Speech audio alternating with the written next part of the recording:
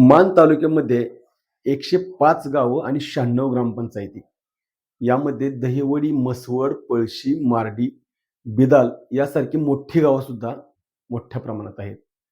सध्या आपल्या बातमीचा एक विषय आहे, की मान तालुक्यामध्ये अवैध दारू विक्री मोठ्या प्रमाणात फोफावल्याचं आपल्याला पाहायला मिळत आहे. या दारू विक्रीचा विषय म्हटलं, की याच्यावरती राज्य उत्पादन शुल्क विभाग म्हणजे एक्साईज ऑफिस यांचं कंट्रोलिंग येतं. दहिवडी असेल, म्हसवड असेल किंवा तालुक्यातील अनेक गावं असतील. या अनेक गावामध्ये काही बार आहेत, अधिकृत बार आहेत. या अधिकृत बारच्या माध्यमातून शासनाला महसूल भरला जातो आणि तिथं त्यांना दारू पिणाऱ्यांना ती दारू विक्री केली जाते. पण त्यांच्याकडून काही खाजगी लोक दारू विकत घेत आहेत आणि काही हॉटेलच्या माध्यमातून असेल किंवा काही ठिकाणी एखाद्या टपरीच्या माध्यमातून असेल, ही खुलेआम दारू विक्री सुरू आहे. ही दारू विक्री का सुरू आहे? तर या भागामध्ये सध्या ऊसाची तोड मोठ्या प्रमाणात सुरू आहे. या ठिकाणी अनेक टोळ्यांचं आगमन झालेलं आहे. सध्या प्रत्येक गावामध्ये हातभट्टी असेल किंवा बिअर बारमधून विक्री करण्यासाठी आणलेले दारू असेल. या बिअर बारवाल्यांना जे होलसेल दारू विक्री करतायत त्यांना रिटेल की होलसेल हा पहिला प्रश्न या आपल्या समोर भेडसावत आहे, की काही ठिकाणी जे बार आहेत ते अधिकृत बार असून त्या बारच्या माध्यमातून अ, जे रिटेल विक्री करायचा परवाना आहे का होलसेल विक्री करायचा परवाना आहे? कारण प्रत्येक बारला काहीतरी लिमिट म्हणजे त्यांचा जो माल ठेवायचा काहीतरी कोटा असतो, तो लिमिट असतं. ते लिमिट एक्साईज विभागानं चेक करायचं असतं. मात्र ज्यांना रिटेलचा परवाना आहे, ते होलसेल दारू विक्री करत आहेत आणि या होलसेल दारू विक्री करण्याच्या नावाखाली बोगस दारूचा सुळसुळाट मान तालुक्यामध्ये झाल्याचंही काही ठिकाणी ऐकायला मिळत आहे. या बोगस दारूमुळे अनेकांची शरीरं सध्या आजारपणात खंगलेले आहेत. त्यांना आजारपण आलेलं आहे. मात्र बोगस दारू विकणारे हे खुलेआम विकत आहेत. अनेकांच्याकडून माहिती काढण्याचा प्रयत्न केला असता आमचे सरळ-सरळ त्यांनी सांगितलं, "आमचे हितसंबंध आहेत.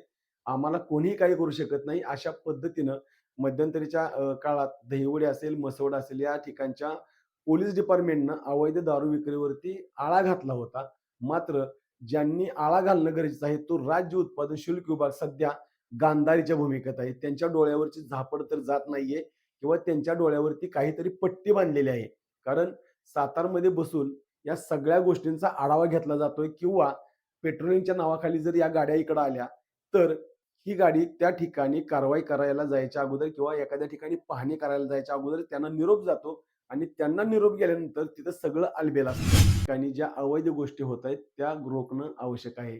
महाराष्ट्र शासनाला राज्य उत्पादन शुल्क विभागाच्या माध्यमातून हजारो रुपये, लाखो रुपये, कोटी रुपये म्हणजे या हजारोपासून कोटी रुपयेपर्यंत महसूल मिळतो आणि हा महसूल चक्क बुडला जातोय. अवैध दारू विक्री होऊन महसूल बुडतोय, शासनाचा महसूल कमी होतोय. त्याचबरोबर सर्वसामान्य माणसाचं आर्थिक गणित कोसळत आहे. कारण ठराविक ठिकाणी त्या बाटल्यांची किंवा त्या मद्याचं दुप्पट विक्री केली जाते. त्यामुळं सर्वसामान्य माणसाला आर्थिक झळ तर सहन होतेच. याच्यामध्ये असणारा जो राज्य उत्पादन शुल्क विभागाची जी टीम आहे, ती टीम मात्र गल्लट्ट होताना दिसत आहे. कारण कारवाई काहीच नाही. शासनाचा फिरण्यासाठी जो लागणारा लवाजमा आहे तो त्यांच्यासोबत आहे. पण कारवाई शून्य. कुठल्याही पद्धतीची कारवाई केली जात नाहीये. त्यामुळं ही खुलेआम दारू विक्री होतच राहते.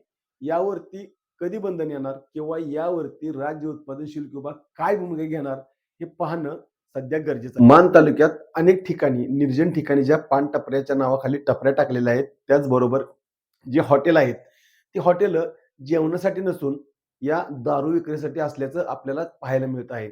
कुठल्याही ठिकाणी गेलं, संध्याकाळचा विषय संध्याकाळच्या वेळी जर गेलं, तर या ठिकाणी प्रचंड प्रमाणात गर्दी असल्याचं आपल्याला पाहायला मिळतं. त्या ठिकाणी जर पाहिलं, तर ती गर्दी जेवणासाठी नसून पार्सल नेण्यासाठी किंवा तिथंच जाऊन दारू पिण्यासाठी असतं.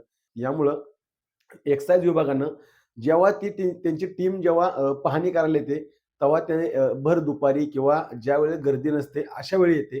पण एक्साईज विभाग आहे. त्याचबरोबर अन्य ठिकाणी म्हणजे ग्रामीण भागात सुद्धा हे लोन आता फोफवलेलं आहे.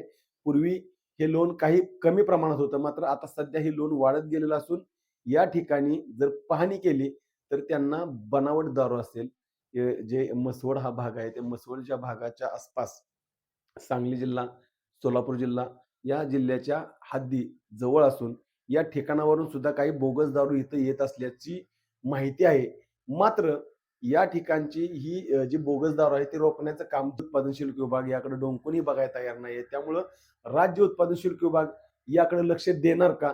हे पाहणं देखील सध्या उचित ठरणार आहे. आपला आवाज न्यूजसाठी मी संदीप जठार, दहिवडी. आवाज न्यूज साठी संदीप जठार, गोंदवले.